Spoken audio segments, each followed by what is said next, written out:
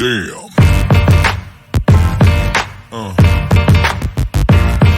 Yeah. Yeah. Man, that thing hot. I'm liking that intro. What's going on? What's going on? What's going on, everybody? Happy, what's it, Tuesday? Happy Tuesday. Yep. Welcome to the Real Talking Real Estate. Real Talking Real Estate. It's our second one. Absolutely, man. Our second one. It feels real good. I'm excited about this one, man. We got a very special guest. Hopefully she hops on here shortly. So she's gonna hop on. Yeah. Yep. Before she does, man, I didn't want to ask you, man. I know a lot of times we got a couple comments. People was like, they didn't even know where we came from, like, you know, how we started and things like that. What? Give us a little background on you. Give us a little 2 minute thing on you. I basically, let's see, where did it start from for me? So prior to real estate, I was in the military. I was in the military for over 20 years, 24 years. I don't think nobody saw me coming. And they're very surprised to see how far I've came in this business thus far. So going back 24 years, Navy, moved up the entire ranks. And 3 years ago, well, almost 4 now, I decided to hang it up and basically go ahead and go into real estate. My thought process was I really wanted somewhere I could be in fully control of my schedule, my time, and what I wanted to do on a day-to-day basis. If I wanted to work, I could work. If I didn't, I didn't have to. So,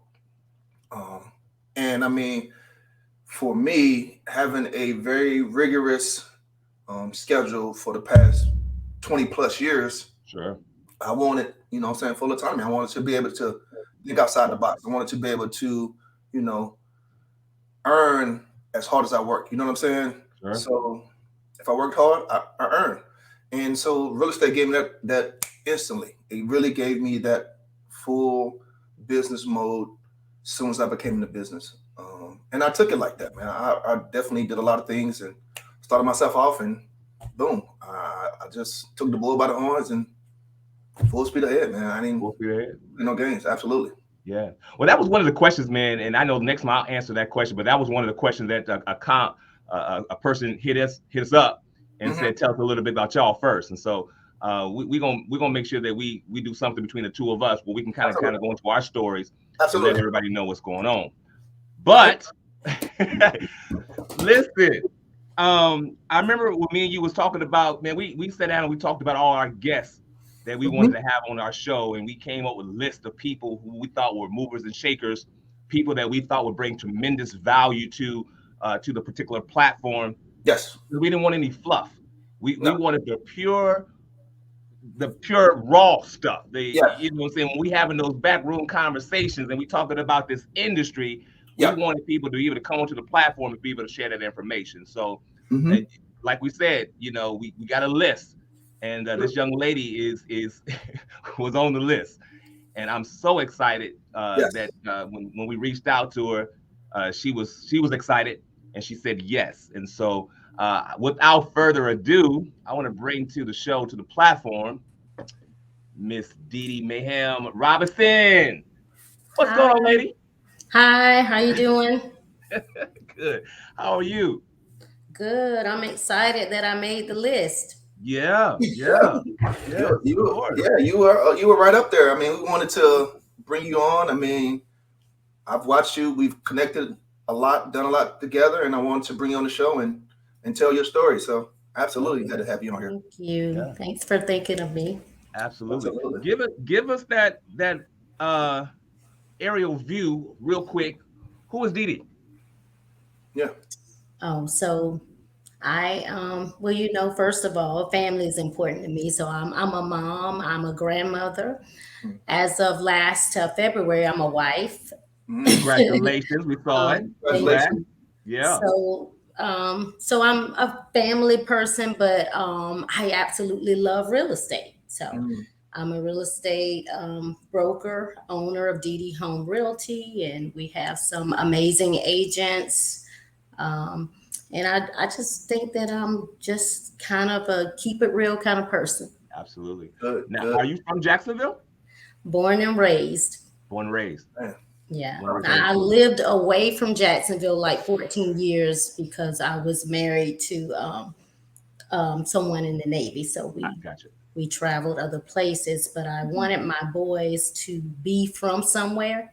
So so I moved back here in 2005 because my oldest son was in high school. And oftentimes you hear a lot of military brats say, I'm from all around. I just wanted him to be able to call somewhere home. And so they like to claim Duval. Duval. Yeah, yeah, yeah. Got you. Good. So tell us, Dee-Dee, where or why or how did you go into real estate? Like, what was the why of why did you go into real estate? So first of all, I kind of thought about it. I'm a teacher. I am an educator. So my undergraduate degree is in elementary education. And whenever we would move around to different places, I would be that person that to help people research the schools or the areas and kind of point them in the right direction. And then when I we decided to purchase our first home in Virginia Beach, I had a realtor, and I was like, she was nice, but I felt like I can do that and I can do a better job. Yeah, Right. So that kind of piqued my interest. But what I couldn't understand, I was like, how in the world do these people make it with, just working on commission? So I didn't understand that part because I like getting that check every 2 weeks. Sure.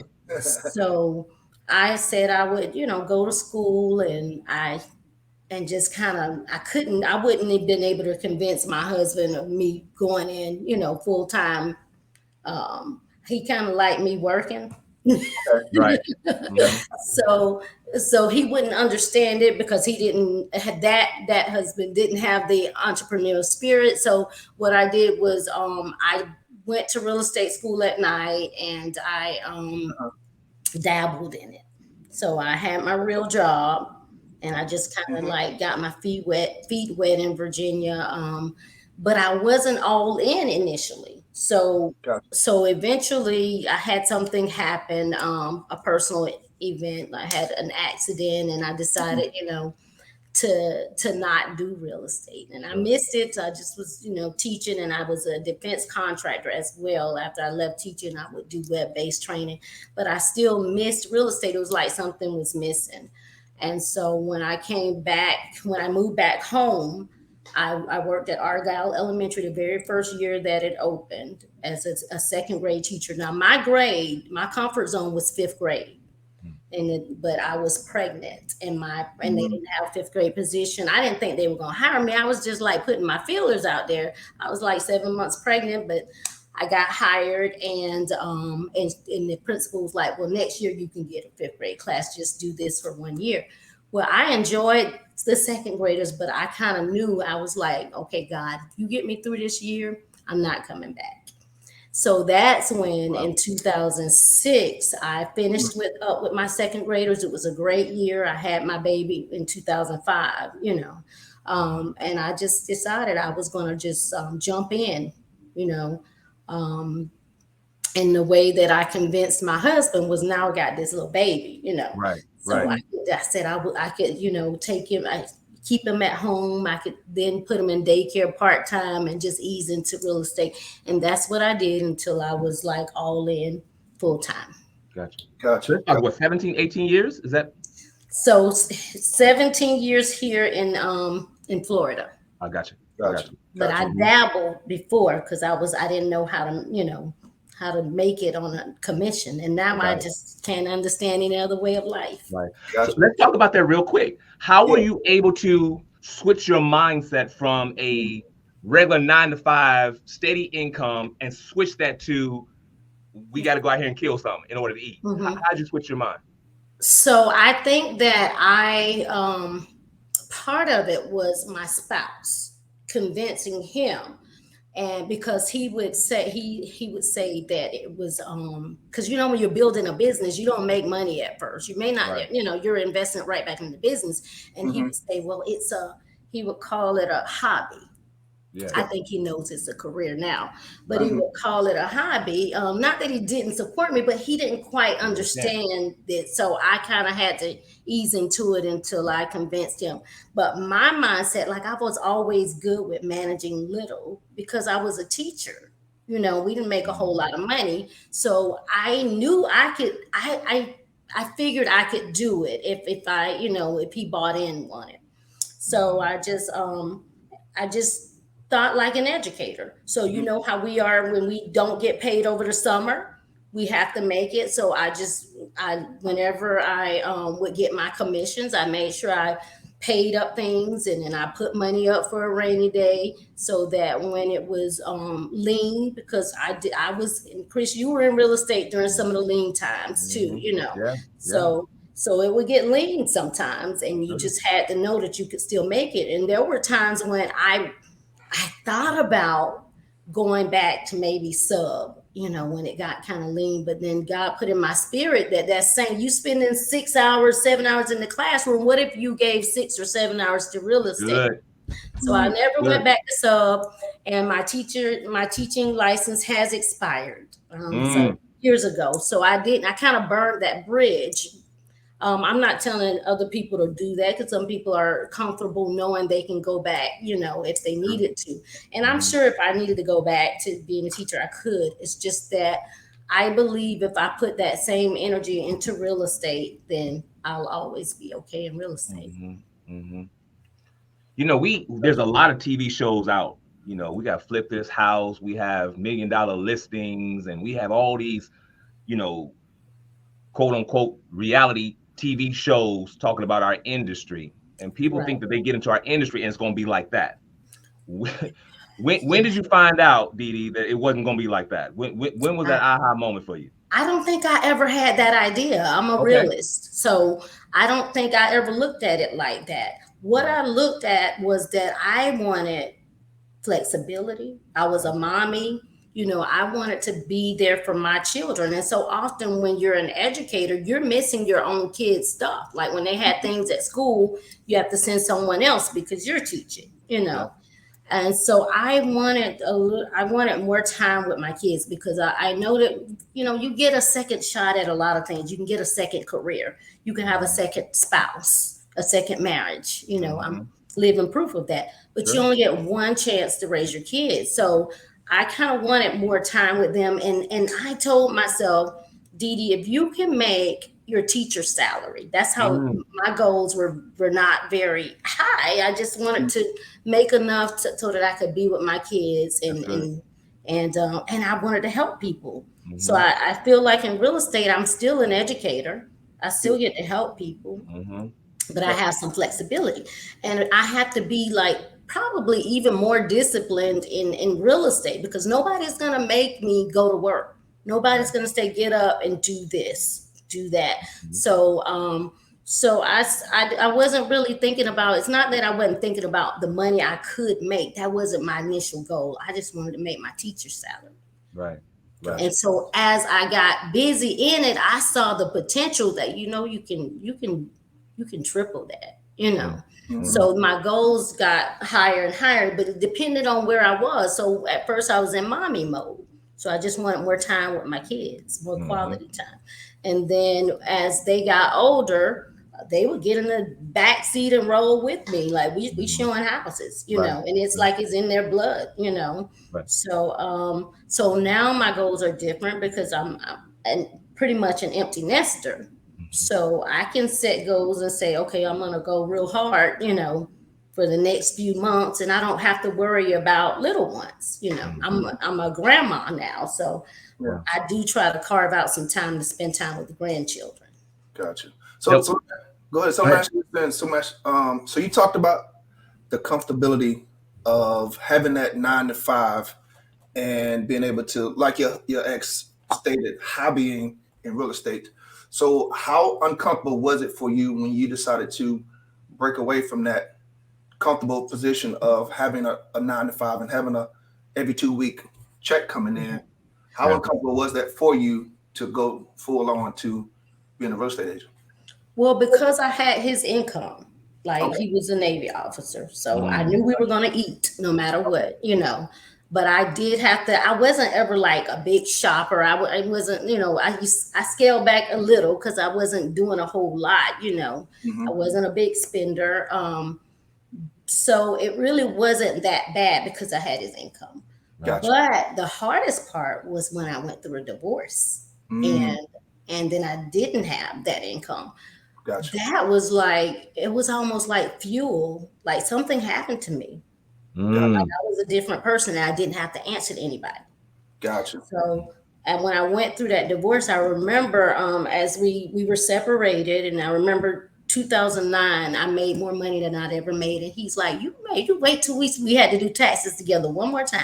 And so he knew what I made. And he's like, wow, you wait till we split up to start making money. But it was different because I didn't have to make sure things were okay with him. And something happens when you don't have any other choices. I think that I became comfortable in having a husband that I knew would provide. I was grateful for that, but I was like, I had time to like be there for him, be there for the children. I didn't have to go that hard. But that year of being separated, it was a whole different Dee-Dee. Gotcha. So that was your fuel. Did you find that was actually your fuel that actually it was my fuel? And it was like I got a chance to say that was 2009. Like I almost made like I think I made like 95,000, and then then after that, like in 2010, our divorce was finalized. So I didn't have to worry about answering to anyone else. So I just there were some ups and downs along the way, but there's something about knowing that nobody has your back. So it was different because I used to say, I would even say it. I'd say, I know we're going to eat, because my husband's job, I know I'm good, but God showed me that he had me, he would supply my need, not my husband. So during those years when it was just, me and my boys, one boy had already grown up and he was in college. And so I had 2 minor kids at the house. And it was like, you just know when life happens, you go into survivor mode and you make things happen. So let me ask you this, Dee-Dee. So do you feel that's probably one of the biggest things a lot of new agents have? They have that comfort zone to where they know they're going to eat. They still have a 9 to 5. So they don't really go for, like you did. You in survival mode. Like you like, hey, I got to make this work or my kids are going to eat. So do you feel like that's so let me say this too. I did get child support. He's always been a good provider. So he took care of the kids. But like me, I had to take care of me. So I do believe that's missing with some agents. I do believe that sometimes people are comfortable because they've got the 9 to 5, and they just kind of do what I did at first. This was, 2006 wasn't my first encounter with real estate. I dabbled for a few years, so some people are just sticking their toe in, testing the waters, but it's when you just dive all in. Now, I'm not telling people to go quit their job. Like, come, you have a plan. You can use your job. You can use your 9 to 5 to fuel your dream, your passion. If real estate is truly your passion and you're not ready to quit, then you work that job. Yes. I tell people, your coworkers, anyone else you come in contact on the job, you use that money to help because it takes money to be in real estate. A lot of people think, I'm just going to pay these $400 to take this class. No, that's just the beginning. And those real estate bills come quickly, whether you having a closing or not. So I do think that some of the drive that I had, I think it's lacking with some new people. I believe that what happened is we had a lot of easy years. We had some easy years where you could sell real estate even if you didn't give it your all. And now it's getting back to basics. So you got to go out there and hunt a little bit more out. We got to hunt. I believe we're in a transitional period, and that real estate is a cycle. So we've had some years of plenty. Now we're going to see it's a transitional period where we're going to see some agents go back to their 9 to 5s. Gotcha. What was the thing, Dee-Dee? Because I heard you say it a couple of times when the market was stricter and it wasn't as much business happening out there, what was the thing that actually kept you from going back? Because a lot of times people think I'm gonna go back.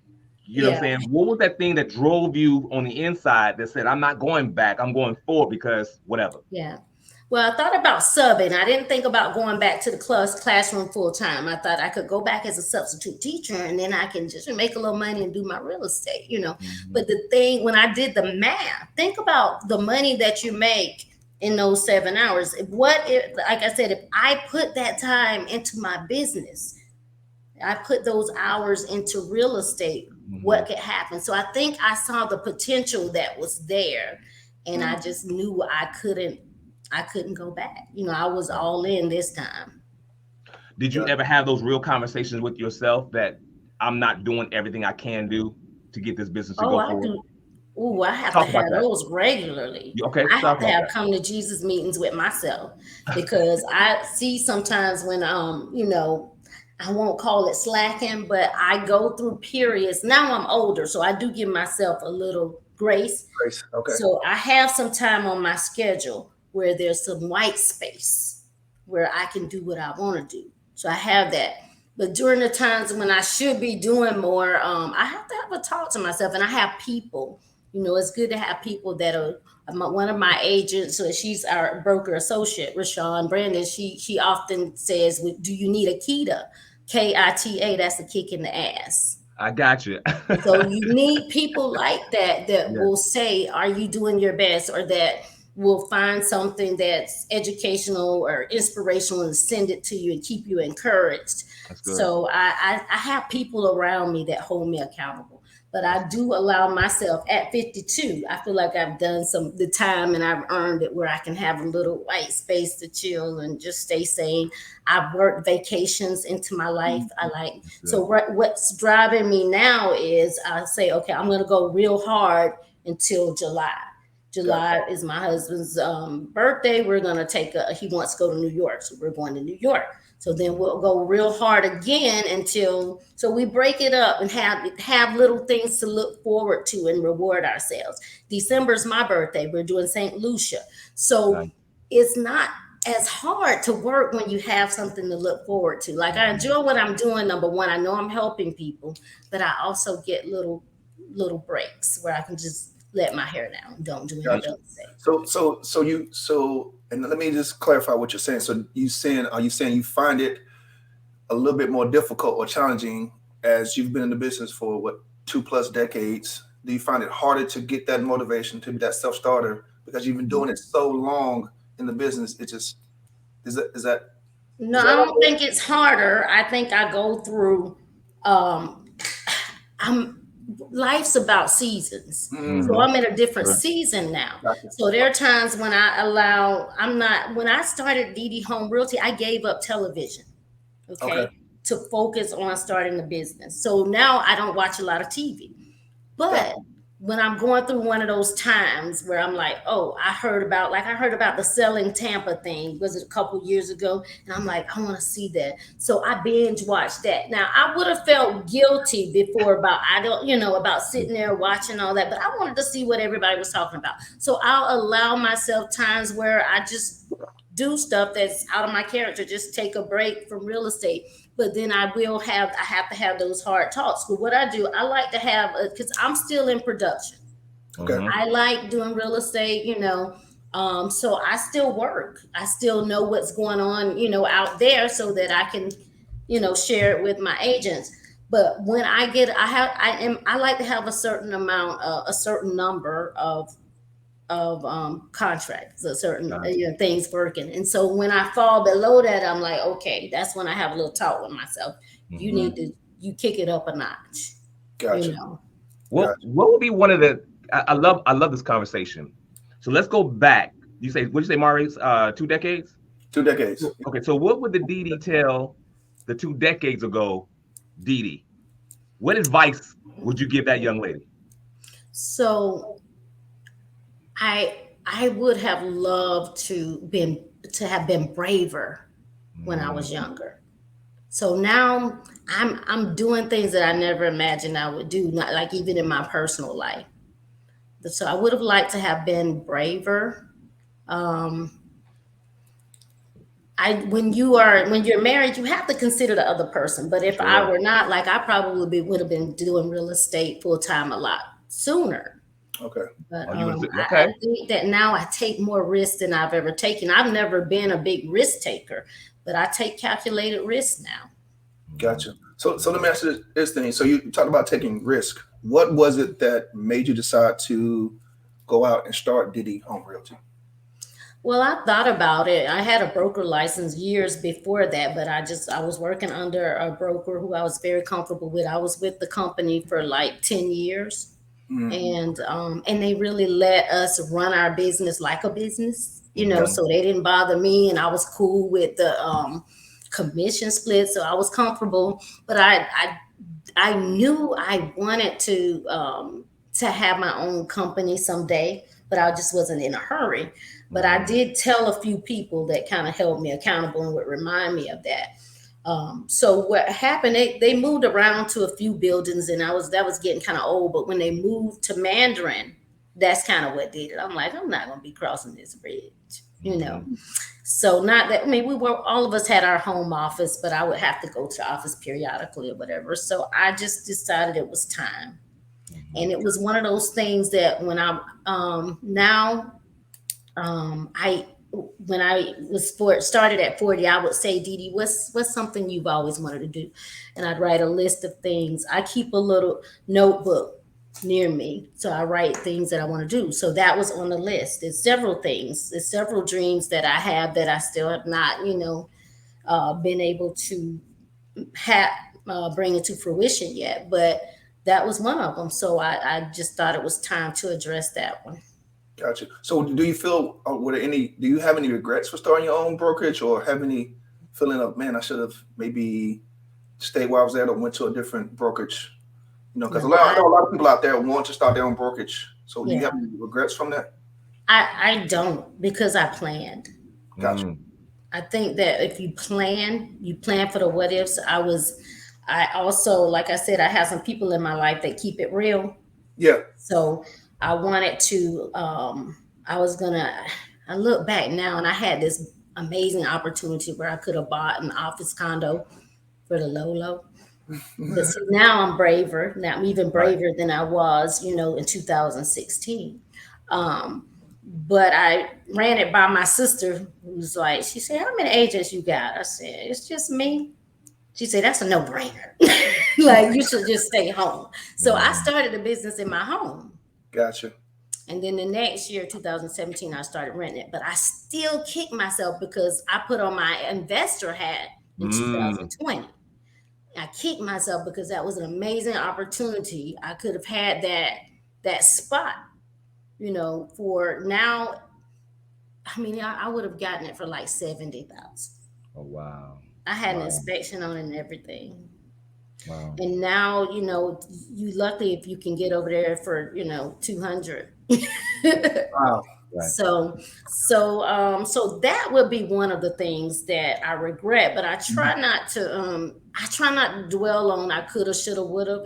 And I try to use that as fuel. So the next time that opportunity came, and and I've had opportunities where I've been able to buy properties. So, but I've not had the one for buying the building. That would have been perfect because I don't need anything really big. A lot of the bricks and mortar buildings, a lot of people, we got a lot of big buildings and the people aren't in there anymore. Right. So it just would have been perfect. But I just believe that law of attraction, because I want it, I believe I'll get another opportunity. I believe it. That's good. What is some of the, Maurice talked about regrets, and I respect that you don't have any regrets. What are some of the challenges that you faced being a broker owner? Some of the challenges you had to face, and how did you overcome them? So I think that the challenges are ongoing. Okay. Number one, you're not attached to a franchise or anything. You're independent, so sometimes I feel alone. But I recently, this year is about, for me, connecting with other independent brokerages. God put in my spirit that we need to collaborate and not compete. Ooh, that's good.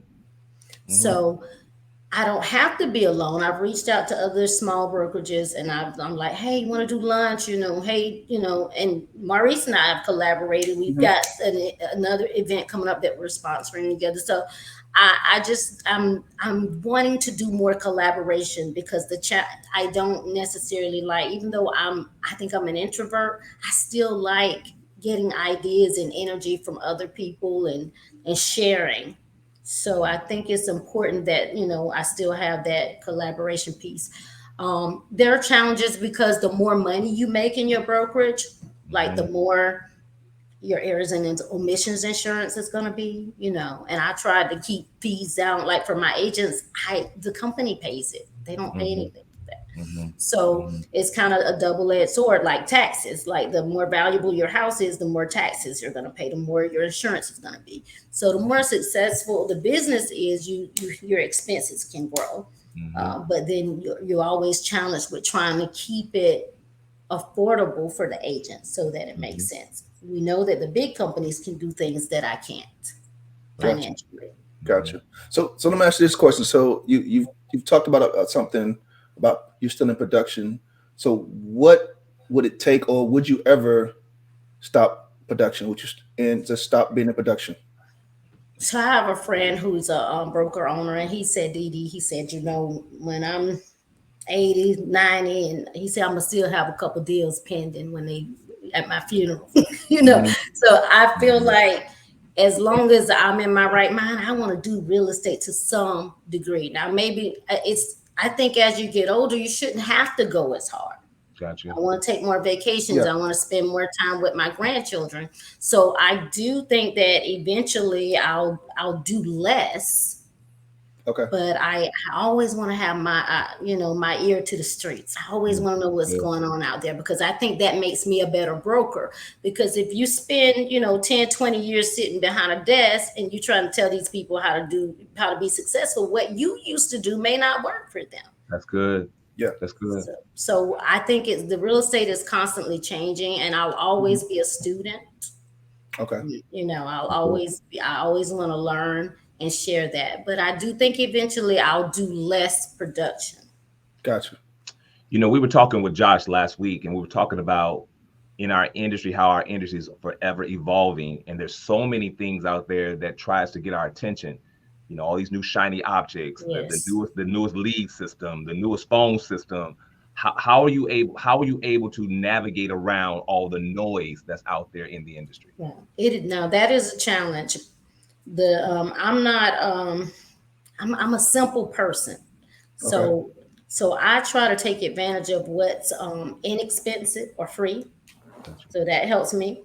And then I'm very careful about what I pay for. So I want to do the research and make sure I don't have two things that serve the same purpose and, or whatever, which I do kind of have two things. So when I think about my database, I can't let go of one.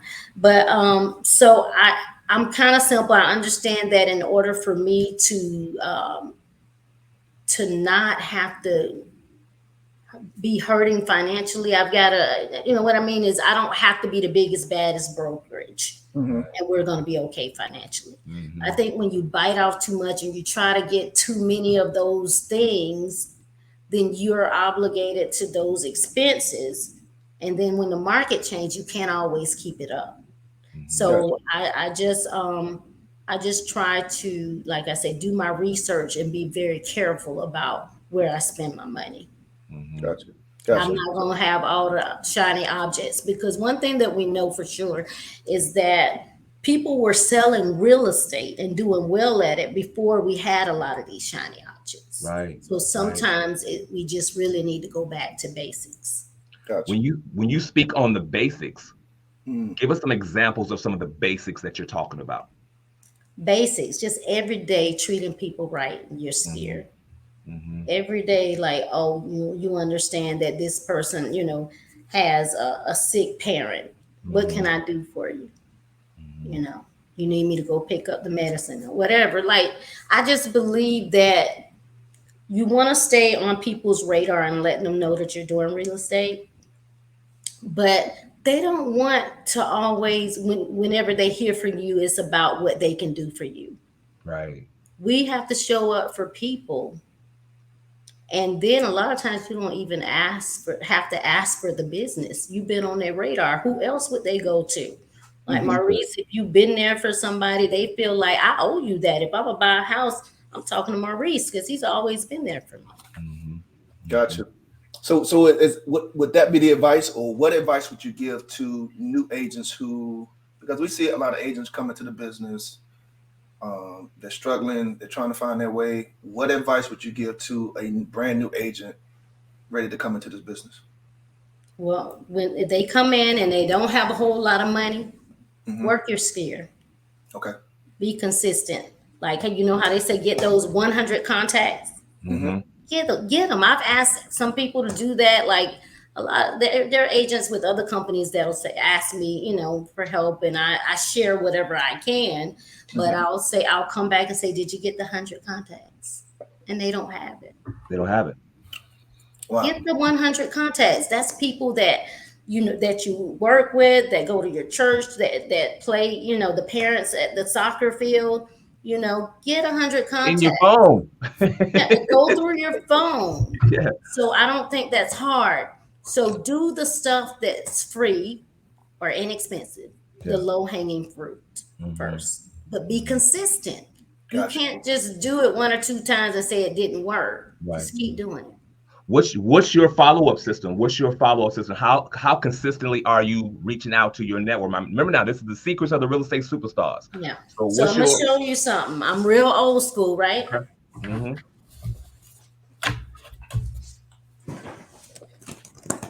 Every time I have a conversation with people over the phone, I jot down stuff. Wow. I'm old school. You old school. Okay. Now I do have a database, you know, that I use, but Beautiful. it's nothing like going through these cards. I can go through these cards and find money. When your business get low, call these folks, and you put the name of the dog on there, the name of the kids. Right. So I keep that handy. And then that sometimes when they buy houses or whatever, you know, that's just for me, like to go through regularly. If I want to make phone calls, some of these are cold, but I got the warm ones. I got them separated. I do a lot of old school stuff. But my follow-up, as far as I will tell people, if you leave me a voicemail, I'm probably not gonna call you right away. Text me. You know, it's probably gonna take 24 hours, where if you text me, it's almost immediately. Because if I'm out showing houses, I still can look down at my text message. So I do believe that my follow-up is good. Now, I have had some people to fall through because it's been times, you know, somebody's like, Dee-Dee, I told my best friend about you, but you never answered her text. And then I go scroll through, and she bought a house somewhere else because I missed that text message. You know, but she said, I knew that wasn't like you. So it may happen. It's going to happen. But when it happens, you need people to say, now that's not like Dee-Dee. Let me check on it and see if it's okay. She usually would call. Unfortunately, I missed that one. Right. Gotcha. So your sphere, I know you got a question, Maurice, but let me ask you while we're still here. On your sphere network that you're dealing with, how often are you contacting that sphere weekly? Are you doing daily? Are you doing weekly? Are you doing monthly? Yeah, so I know we're supposed to have that power hour. You know, we're calling people. I don't always do that like I should. Okay. So that's the talk I have to have with myself. Like, okay, Dee-Dee, you need to sit down and make phone calls. But I try to make it as organic as possible. So I'm calling people and just having a conversation with them, going through my cards. Also, I use Facebook to help me, because you can see, she just announced that they're having a baby. Let me call her up and congratulate them.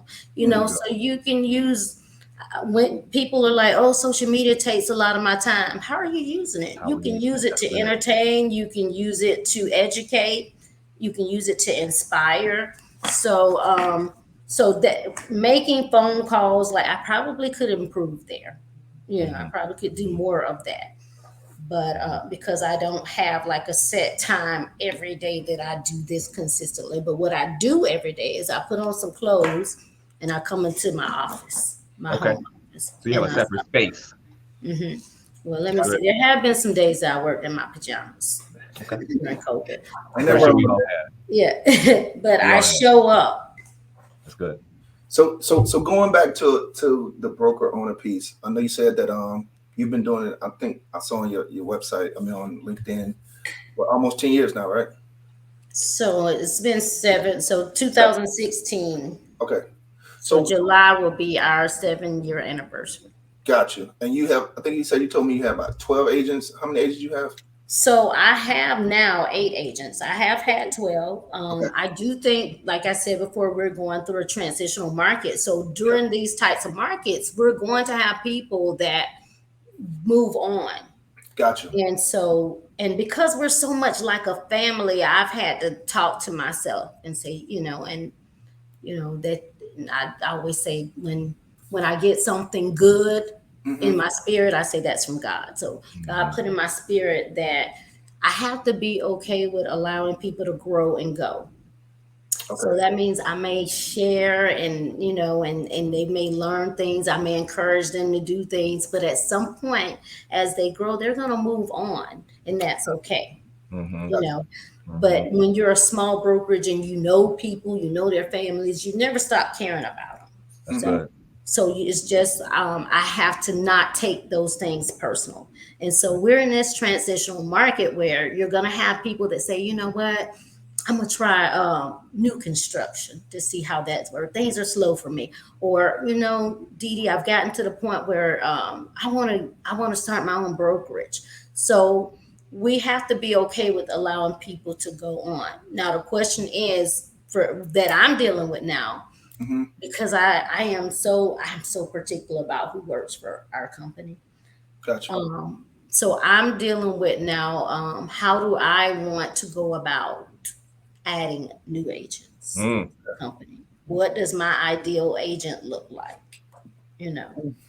And so when I say I'm a student, I'm in school now. I'm just in school, just attending different broker masterminds and just trying to take this time to become better, become more effective, and make sure that when I start recruiting, I know the value that I'll bring to agents. So I'm working on myself now in the company during this transition.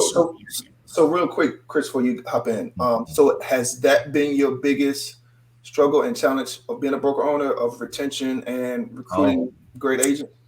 I don't have a problem with retention because my agents that have left, one was with me 5 years. I think that's amazing. Okay. One was with me 3 years. Okay. So I don't think it's a retention problem. Okay. I think that retention is important. I just attended a mastermind virtually today on retention and got some really good tips. I think it's important because we have to figure out how do we give the newer agents what they need and keep nurturing those experienced agents and giving them what they need to where they don't feel like I need to go to another company now that I'm, at this level. So it is something that I want to explore, and become better at. I'm constantly learning, but I don't feel like people are coming in and leaving every 6 months. And that's because I don't hire everybody. Gotcha. The people that have come with the company, it's just really been by attraction, not me recruiting them. But I do want to, I guess, figure out what my vision is for growth, because I can get very comfortable with just a few people. Because I told you, it doesn't take a whole lot. I'm a simple person. Yeah. It doesn't take a whole lot for me to be cool. I can be cool with 4 agents, but if God wants, if it's, if he sees fit to grow this company to 50, 60, I want to be open to that too. So that's why I feel that I'm going back to kind of figure things out, to plan for a culture where the brand new agent feels like they're getting what they need, and the agent that's been in the business for 20 years feels like, he or she's getting what they need. Gotcha. I was going to ask a question. You may have already answered it. What's your 5, 10, 15, and then what's your exit? What's your exit strategy? So, Yeah. So I'm figuring out the 5, 10, 15 as far as like growing the company, because I'm gonna be real with you. I can be comfortable with just when I didn't even have a vision of having 12 agents or even 8 agents. I just knew what I wanted to do. And then people wanted, that I knew wanted to come aboard, and they like-minded people. So I'm trying to, like I say, go back to school and figure out that plan for how I've got a business plan. But I have not been one that was big on recruiting. So now I'm trying to figure out, do I want to recruit? What does it look like? Do I want a broker manager? Do I want, I know that I do want agents who are willing to be mentors for new agents, if we're going to bring brand new agents. Because right now I'm the one that people will come, to when they need help. Now, our agents are very helpful to each other, but a lot of times the newer agents will say, hey, can you look over this? I'll go to listing appointments with them. I'll go, if they say, hey, come with me to show this customer houses, I'll do that. I'll go through a walkthrough with them. So I know that if I'm going to grow the company, I can't do all of that. I need people, so that's why I have to go back and figure all that out.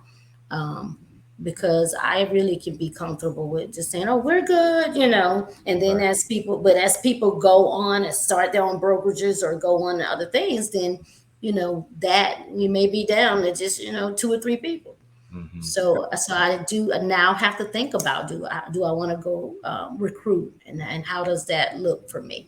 But I will never be somebody that hires somebody with a pulse. I'm not interested. Got it. What do you think the number one driving force would be for an agent to want to go out and start their own brokerage? What do you think that drive comes from? I think some people believe they're going to make a lot more money. And we were on a call today with a broker who said, my agents are making a lot of money. I'm not. Wow. She got 100% split. The numbers don't lie. And the agents are making a lot of money, but her expenses are just growing. That doesn't make sense to me. I'm not interested in that. For me, it has to make sense financially. So some wanna they believe they can make more money, or if they're like me, they just I just wanted more autonomy. I had been with a broker where I had a whole lot of freedom to really run my business like a business. And so I knew I wasn't going to go up under a broker. I didn't want to go on, where they moved to. And I've been talking about doing this, so it was my time to step out. But there are some people who really are educators. They want to mentor other people. That might be a driving force for them. It could be money. It could be the fact that they want to teach, because a lot of broker owners now are starting their own schools. They have real estate schools. I don't do too many things at one time. I don't have a whole lot of gifts. I mean, I am an educator, but I can't do too many things at one time and be good at all of it. So I just kind of, pray about, my next move. But I don't really know, I guess, what drives most people. I'm assuming they believe it's going to be more money. Some people like the visibility. It'll be my name, but you can do that now with teams, You can put the company name on there, make it real small. You do that with teams.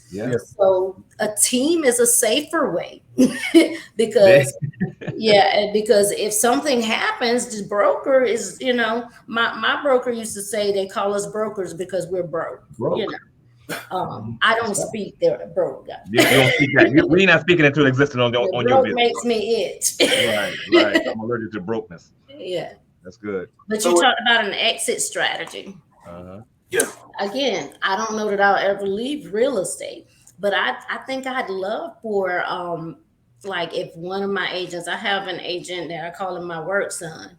Like if he, if somebody, a younger person eventually steps up and or even one of my sons, I'm not limiting it to family because you don't really know how you're going to be blessed. But I would be cool someday with, there being someone else running Dee-Dee Home Realty and I work for them. let me do a couple deals, you know. You be good. Yeah, so I like it. I like it. So, but what I'm doing, I told you I put on my investor hat a few years ago, because, you know, we help investors, but if we're not getting a piece of the action, we're really missing out when we talk about generational wealth. So there are things that I want to do, you know, as an investor too. So, it's nice to be able to do them both to some degree, but you know, there may be a time when I want to do more of that. That's good. You know, more flipping or whatever. So right now, I believe that we should prepare for what is. So my exit strategy is I got a financial advisor. You know, I'm putting money away. I think I'll always do some real estate, but I might be doing it from an island. You know, I like it. I like it. Travel more. That's good. That's good. So go ahead. So basically, what I hear you saying, and you correct me, saying starting your own brokerage, it's got its glamorous of putting your name out there, but with the situation you mentioned before, it's not a liability. It's a lot of liability. A lot of liability. If somebody else screws up, you got to go to court. You know. So you want to. That's why I believe I need to be careful about the people that I bring on board. I want people that have the same values that I have, people with integrity, people that work hard and genuinely care about people, like not that will do something because they just, you know, well, maybe I won't disclose this because I want the deal to happen. No, tell it. Yeah. Disclose, have it in writing that they know, protect yourself, you know. So I won't do just anything to get money. And I want people like that around. So does that keep you up at night, Dee-Dee, that you have 8 agents out here that you said you're a family? I mean, and we all know sometimes family can kind of go left. Pick my own family, I mean, but did that keep you up at night sometime that you may feel like, oh, I don't know if this agent gonna do the right thing? Does that work? Because I got so many steps to become an agent that you pretty much rule out those. Okay. I give you a writing assignment. These are some questions. And you wouldn't believe the people that they act like they're interested in coming on board, and I send them these questions. You said you're interested, and here are some questions like, what would you do if you had a situation with another agent and blah, blah, blah.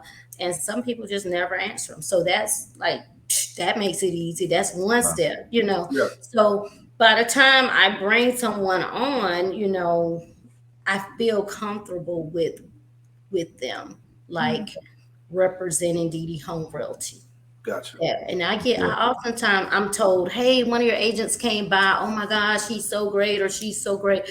Like, so I hear a lot of good things about them. So I'm up not because of my agents. I'm not losing sleep because of them. I'm just I'm a night owl. So they're not causing me, like, if someone works with one of our agents, I feel they're in good hands. Now, I do have a couple newer agents who feel very comfortable saying, Dee-Dee, they sent me this. I never saw this before. What does it mean? Can you help me with this? Yeah. So I'm very confident that they will come to me if it's something they don't know. I even have the agents that have said, hey, you know, I did this or I said that. And so you might get a call, you know, like say there was some friction and they spoke up for themselves. Like, you might get a call. Just tell me, you know, but at the end of the day, I believe the agents that we have, they have a lot of integrity. That's good. That's good. Ray, I want to mention somebody said something. Ray Jones, an agent out of Chicago, he says, do you recommend getting a virtual personal assistant? So I want one, but I can't find them. I think a lot of my colleagues have virtual assistants. I have a real life assistant. Okay. So I have someone, and I hired her part-time, 20 hours a week initially. Now she's at 30 hours a week. But she's wonderful. She takes good care of me, like, meaning that there's a lot of the behind the scenes stuff that she works on for me. She's not somebody that's like, I need to be in the forefront, because you a lot of times you'll get an assistant, a real assistant who wants to be an agent too. And that's okay. I don't mind. I always told her that if that's something you want to do, I'll help you. But right now she's perfectly fine being behind the scenes. And but where I think a virtual assistant would come into play is a lot of the technology, I've been looking and talk. I've done like a little interview, but I haven't hired anybody. I'm so particular, and I feel like it's got to be a good match. But I think that it is good to have one that you can trust. I'm big on.